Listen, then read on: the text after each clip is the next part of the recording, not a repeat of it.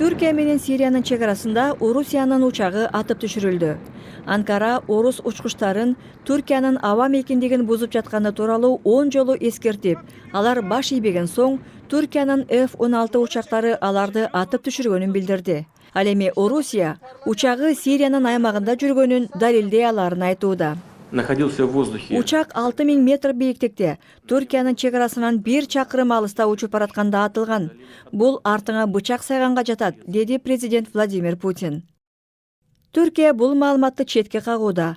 Анкара тез арада карта жарыялап, анда Орусиянын учагы кандай багыт алганын тастыктайт. Сары өң Орусиянын учагы Түркиянын мейкиндигине киргени көрсөтүлгөн.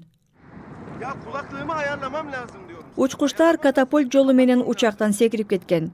Алар Сирия тарабында түркмөндөр жашаган тоолуу аймакты көздөй парашют менен түшүп бараткан. Орусиянын тик учактары издөө операциясын баштаган. Бул аймакты Сириянын бийлигине каршы турган куралчандар көзөмөлдөйт. Аларды Орусия бутага алып келген. Козголоңчулар тарткан видеодо учактын учкучтарынын бири деп жормолдонгон адамдын денеси көрсөтүлгөн. Экинчи пилоттун тагдыры дали белгисиз. Бирок бул окуя дипломатиялык кырдаалды курчутту. НАТОго мүчө өлкө Орусиянын учагын атып түшүрдү.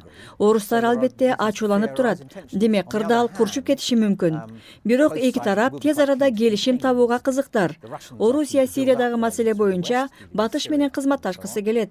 Ал эми Түркиянын дагы көйгөйлөрү көп. Мисалы качкындар маселеси, деди Тони Брентан. Орусия президент Башар Асадтын каршылаштарын бутага ала баштагандан бери буга окшогон окуядан кооптонуп эскерткендер көп болгон. Өздөрүн ислам мамлекети деп атаган топко каршы күрөштө тараптар биригиши керектиги айтылып келет. Эми абал чыңалып, Орусия кантип жооп кайтарат деген кооптонуулар айтылууда.